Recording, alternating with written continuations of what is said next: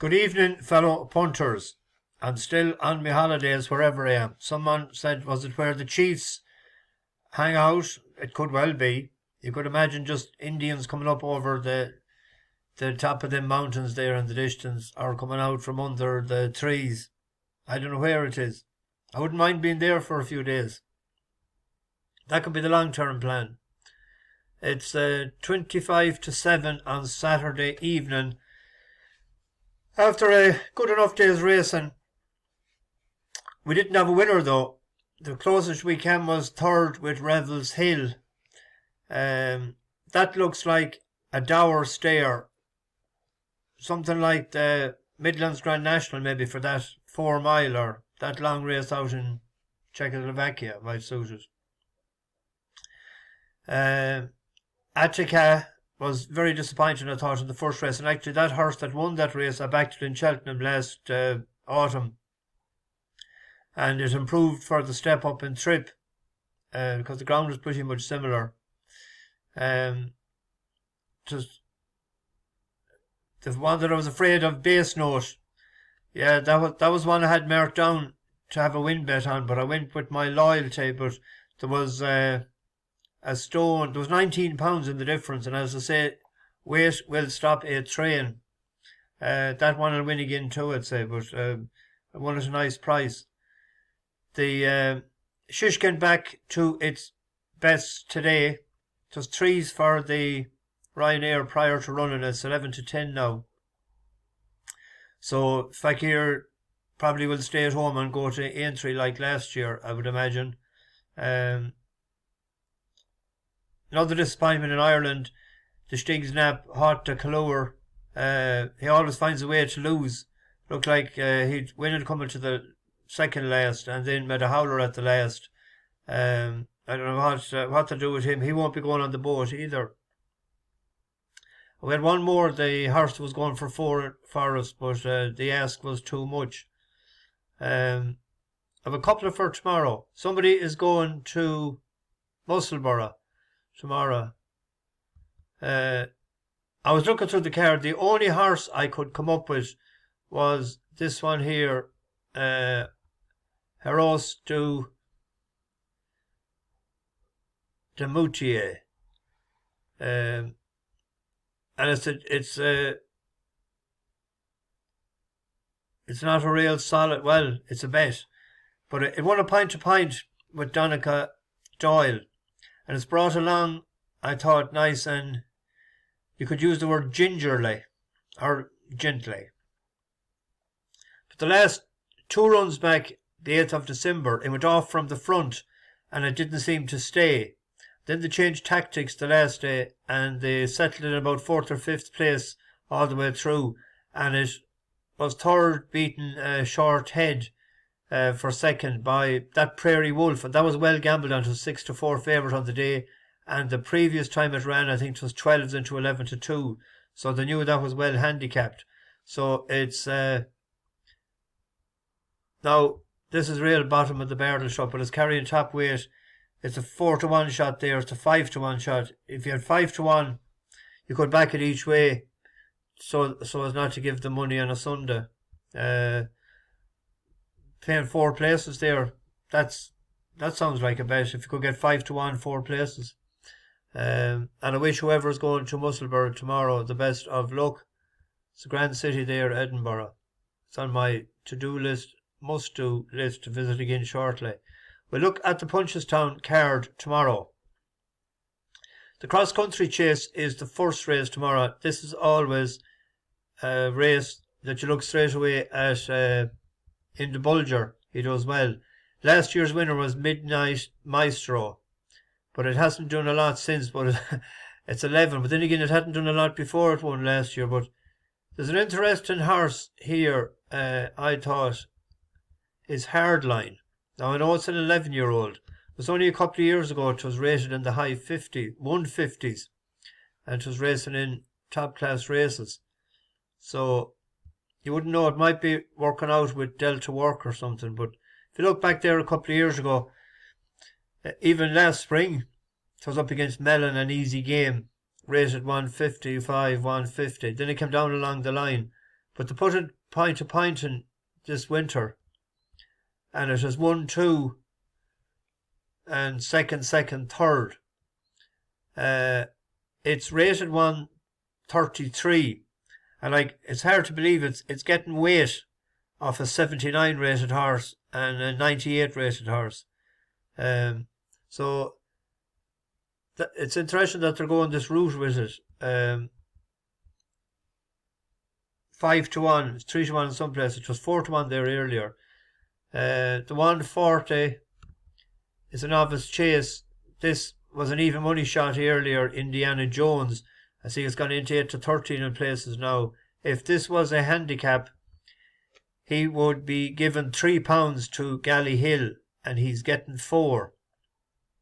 Looks like a good opportunity for him to win tomorrow. He has had a few good runs behind, decent horses. Ramillies on the Goffer, Cross Hill. That should be winning tomorrow. If you could get even money on that, it'd be great to double your money. This is the national trial, the Grand National Trial tomorrow.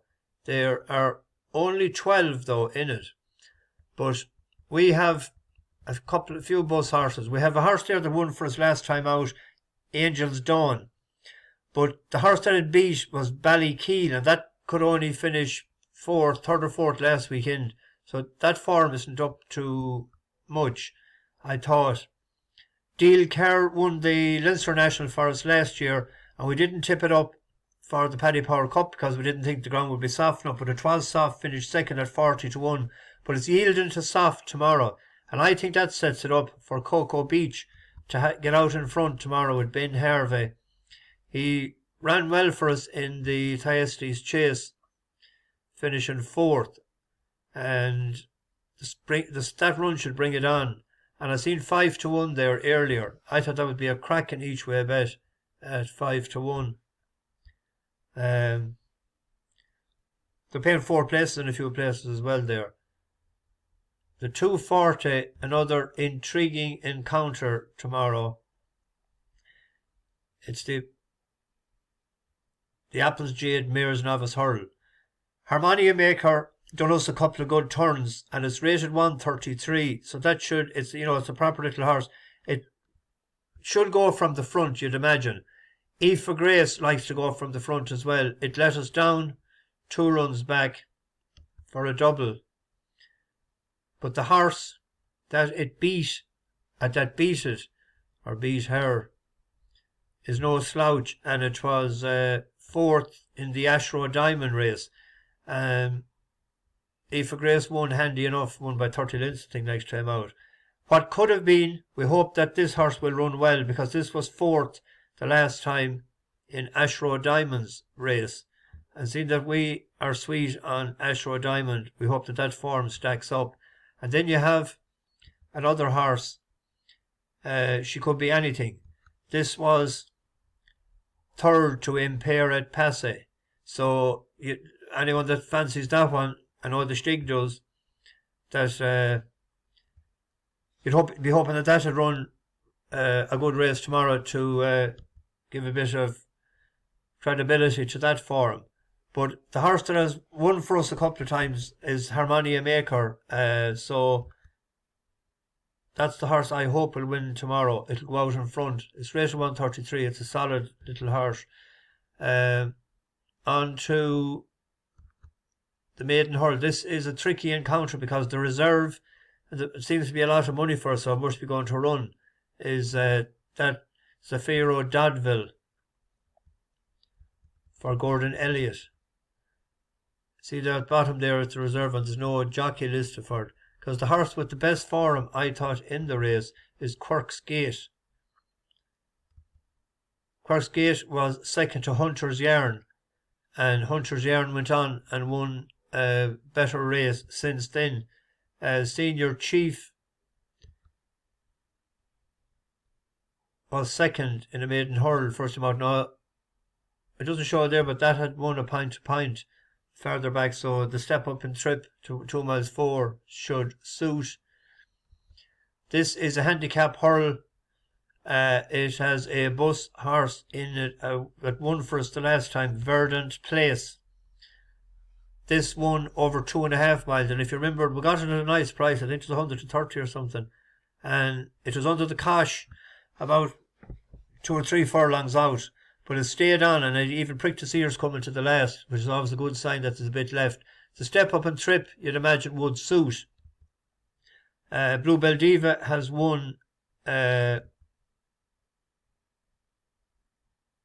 of the last 3. You'd imagine that the rating could be levelling itself out. Martha Divine had a good run the last time. It was second in Fairy House to Corbett's Cross. So that is good form with the decent horse Corbett's Cross, because we were on Badashava that day, and that finished 4th, wasn't it? We tipped it up the last twice, but it's a one-paced dour stair, so I don't think it has. I thought it might need farther and heavier ground. So Verdant Place, but Martha Divine would be a big danger. And then onto the bumper. The Stieg has tipped up Irish Panther. It opened up at 3-1 earlier, and Ballyburn for Billy